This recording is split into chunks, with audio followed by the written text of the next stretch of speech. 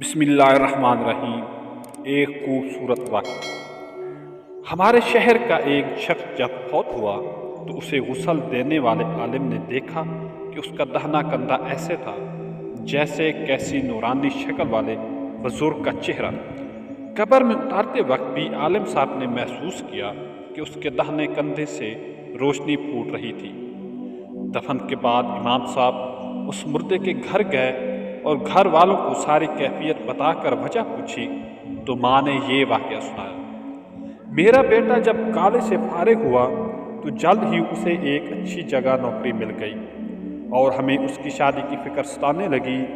अच्छी नौकरी होने की बदौलत उसके लिए अच्छा रिश्ता मिलना कोई मुश्किल नहीं थी। हमारे पड़ोस में एक दोनों पाँव से माजूर लड़की रहती थी जो हमेशा ही व्हील चेयर पर रहती थी और बग़ैर सहारे के कुछ ना कर सकती थी। मेरे बेटे ने कहा, अम्मी मुझे इस लड़की से शादी करनी है। मैंने और बहनों ने बहुत समझाया लेकिन वो ना मानी, क्योंकि उसके बकौल खूबसूरत लड़कियों को रिश्ते हर जगह से मिल जाते हैं लेकिन इस माजूर से कोई भी शादी नहीं करेगा। आखिरकार हमें अपने बेटे की बात माननी पड़ी और उसकी शादी उस माजूर लड़की से कर दी। वो हर रोज़ अपना नाश्ता खुद बनाकर और अपनी बीवी को खिलाकर ऑफिस जाता और वापस आकर भी खुद ही सब कुछ करता।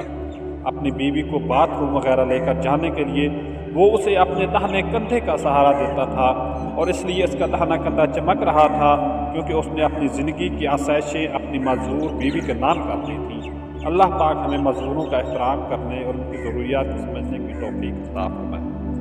मज़ीद इस तरह की वीडियो देखने के लिए इस चैनल को सब्सक्राइब करें। शुक्रिया।